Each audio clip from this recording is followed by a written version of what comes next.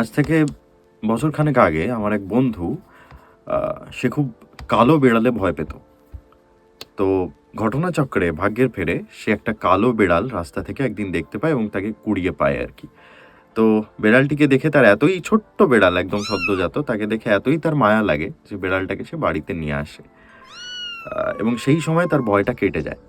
তো বছর মাস ২-১ পরে বেড়ালটি হঠাৎ করে একদিন ভীষণ অসুস্থ হয়ে পড়ে। তার শরীর বেঁকে যায় এবং মুখ দিয়ে একটা গো গো আওয়াজ করতে থাকে।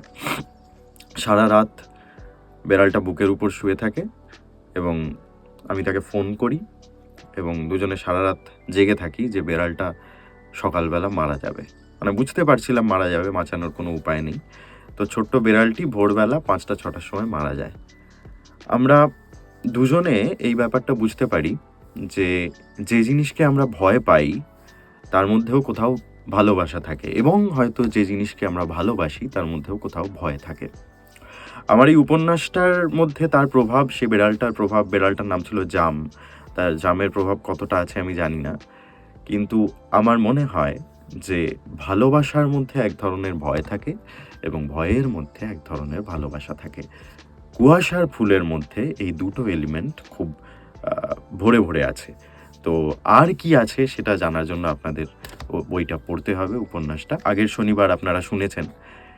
এই শনিবারে আবার শুনবেন তার ২য় পর্ব।